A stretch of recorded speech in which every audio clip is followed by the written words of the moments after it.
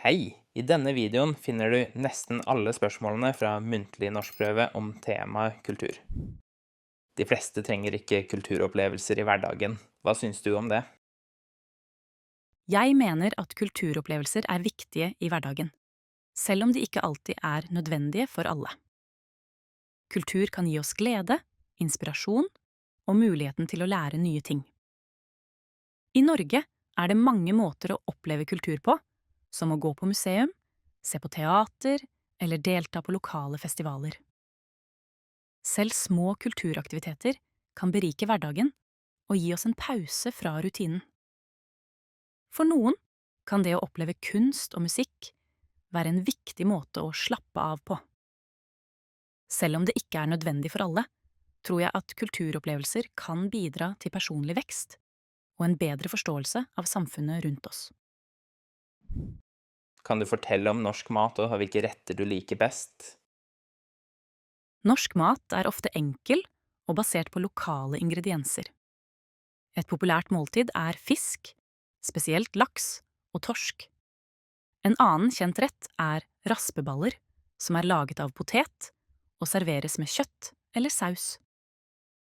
Lutefisk er også en tradisjonell norsk rett som mange spiser til jul. Jeg liker veldig godt brunost, som er en søt ost laget av geitemelk. En annen favoritt er pølse med lompe, som er en enkel og smakfull matrett. Jeg synes også at kjøttkaker med poteter og brun saus er en deilig rett. Generelt liker jeg norsk mat fordi den er solid og smaker godt, spesielt om vinteren. Er nordmenn mindre sosiale enn andre folkegrupper? Jeg tror ikke nordmenn er mindre sosiale enn andre folkegrupper, men de har kanskje en litt annen gitt måte å være sosiale på.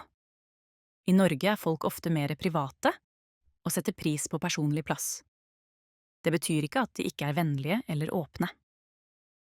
Nordmenn kan være veldig hyggelige når du blir kjent med dem. De er kanskje mer reserverte i starten, men når man først får et vennskap, er de veldig lojale og åpne.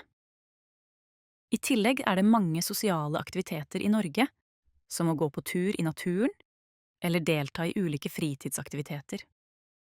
Så selv om de kanskje virker mer stille, er nordmenn like sosiale som folk fra andre land, bare på en litt annen måte. Fortell om en norsk bok, film eller TV-serie. En kjent norsk bok er Rikka på ordentlig i Forever, som handler om den ekte historien til Rikka, en jente som opplever både vennskap og utfordringer i livet sitt. Boken følger hennes reise gjennom følelser, vennskap og identitet, og viser hvordan hun lærer å være seg selv fullt ut. Rikka på ordentlig og Forever har blitt godt mottatt i Norge for sin ærlige og varme skildring av ungdomstiden. Historien er både rørende og inspirerende, og gir leseren et innblikk i hvordan det er å vokse opp og finne sin plass i verden. Jeg synes det er en flott bok fordi den viser styrken i å være tro mot seg selv, selv når livet blir vanskelig. Hva er styrkene, svakhetene ved kulturtilbudet i Norge? En styrke ved kulturtilbudet i Norge er at det finnes mange forskjellige aktiviteter for alle interesser, som teater, konserter, kunstutstillinger og filmfestivaler.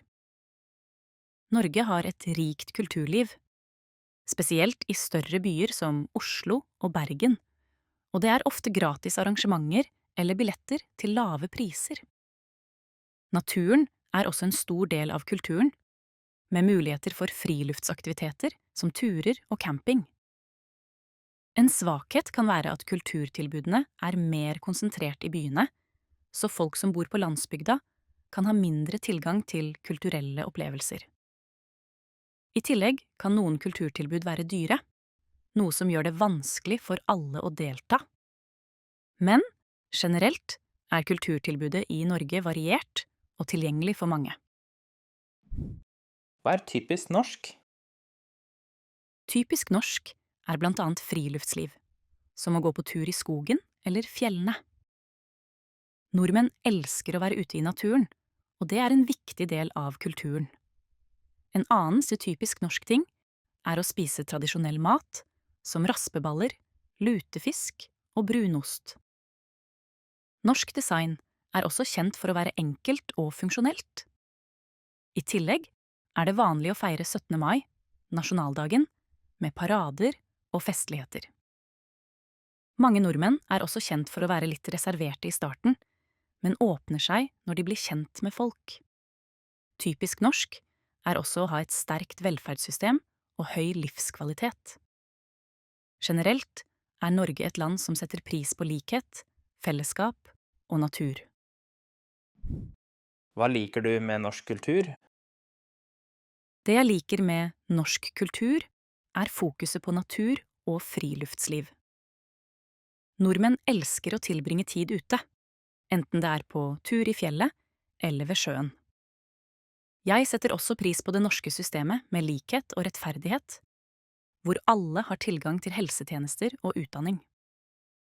En annen ting jeg liker er tradisjonene, som 17. mai-feiringen, som er en stor festdag for alle nordmenn. Jeg synes også at norsk mat er spennende, spesielt retter som raspeballer og brunost. Nordmenn er også kjent for å være åpne og hjelpsomme når man blir kjent med dem. Generelt liker jeg at norsk kultur kombinerer en sterk tilknytning til naturen med et moderne og rettferdig samfunn. Hva skiller norsk drikkekultur fra drikkekulturen i ditt hjemland? I Norge er drikkekulturen mer restriktiv sammenlignet med noen andre land. Alkohol er relativt dyrt, og folk drikker ofte bare ved spesielle anledninger som fester eller høytider. I tillegg er det vanlig at nordmenn drikker i helgene, og de fleste foretrekker å ha kontroll over alkoholinntaket. I mitt hjemland er drikkekulturen kanskje mer uformell, og det er vanligere å drikke alkohol i hverdagen, for eksempel til middag, eller når man er ute med venner. I Norge er det også en sterk tradisjon for å drikke alkohol i et sosialt fellesskap, som for eksempel å drikke øl på en utekafé. Jeg synes det er interessant at i Norge er det så mye fokus på moderasjon og ansvar når det gjelder alkohol. Hvordan er kulturtilbudet der du bor? Kulturtilbudet der jeg bor er ganske variert. I byen så finnes det flere museer, kunstgallerier og teatre som tilbyr ulike kulturelle opplevelser. Vi har også kinoer som viser både norske og internasjonale filmer. Det arrangeres konserter og festivaler gjennom året, hvor man kan oppleve musikk fra forskjellige sjangre. For de som liker friluftsliv, er naturen også en del av kulturen, med mange turmuligheter i området. I tillegg er det ofte lokale markeder og arrangementer som fremmer håndverk og tradisjoner. Kulturtilbudet er tilgjengelig for folk i alle aldre og interesser, men kanskje ikke like mange aktiviteter som i de største byene som Oslo. Generelt er det et bra kulturtilbud, men det kan variere litt avhengig av hvor man bor. Hvordan er nordmenns forhold til naturen sammenlignet med hjemlandet ditt? I Norge har folk et veldig nært forhold til naturen. Nordmenn bruker mye tid utendørs, enten det er på fjelltur, camping eller ved sjøen. Friluftsliv er en stor del av kulturen, og mange nordmenn har en sterk respekt for naturen. I mitt hjemland er forholdet til naturen også viktig, men kanskje ikke like integrert i hverdagen. Folk går kanskje ikke på tur like ofte, og det er mindre fokus på å være ute i naturen i hverdagen.